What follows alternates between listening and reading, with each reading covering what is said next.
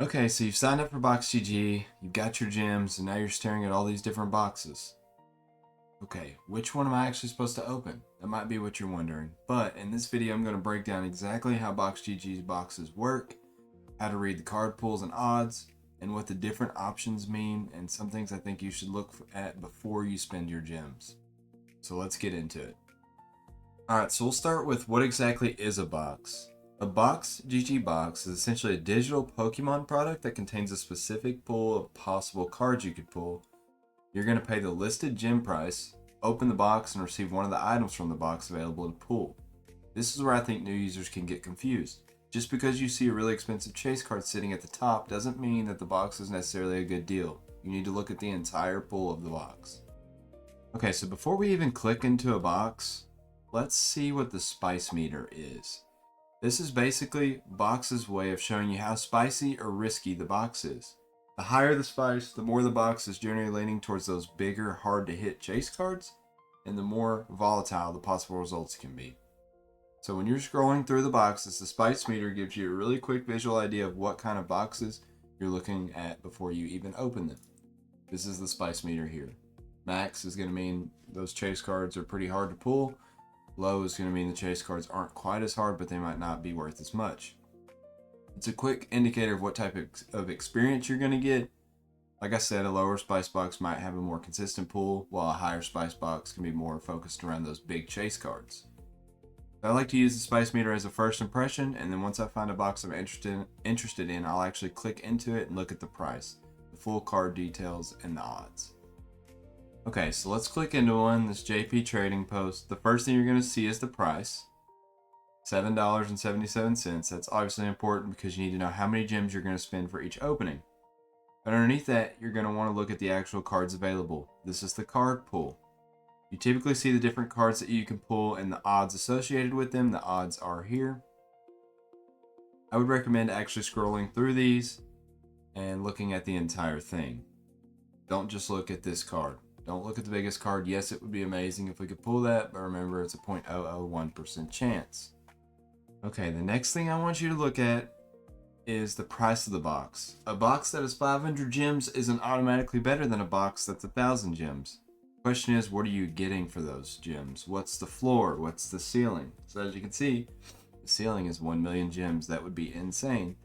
But the floor is going to be $2.28 for your $7 you spent. You need to look at how many cards are in the pool you'd actually be happy pulling. How often are you going to hit those cards? Not super often if you're going for the yellow or the orange ones. Those are the questions I'd ask before opening. Make sure you like all the cards that are in the box, not just the biggest hits.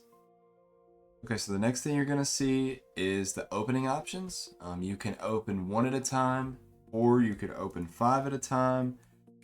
You'll see things like demo mode. This allows you to open these boxes without actually spending gems. So let's demo open, but you do not get any of the cards you pull here. If you're brand new, demo mode can be a great way to familiarize yourself with how the openings work without immediately jumping into spending gems.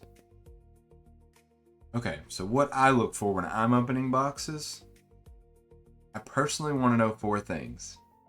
What is the box price? What cards can I actually pull? What are the odds of those cards? And how many of those possible pulls would I actually be happy with?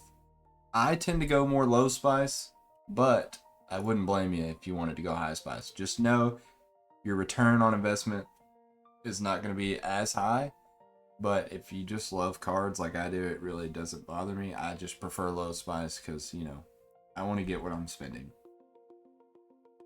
I do want you to remember to not make the mistake of chasing the biggest card. I know everybody's going to want, in this one you may want the Charizard, but like I said, the odds are 0.5%. You're more likely going to get one of these. So instead of asking if you can pull the $1,000 card, ask if you're okay with the outcomes if you don't. That's a much better way to think about opening these boxes, and it's a much better way to keep you happy when you're on the platform. I know we talked about this earlier. If you're just learning the platform, the best thing to do would be to go with the demo open mode. So instead of spending $180 on this, you can just demo open it, and If you want to do it for fun, you can. I did it at some points. I just wanted to see like what the chances were of me getting actually good cards. Just remember, nothing is for sure. So demo opening's kind of fun just to kind of see what you can get.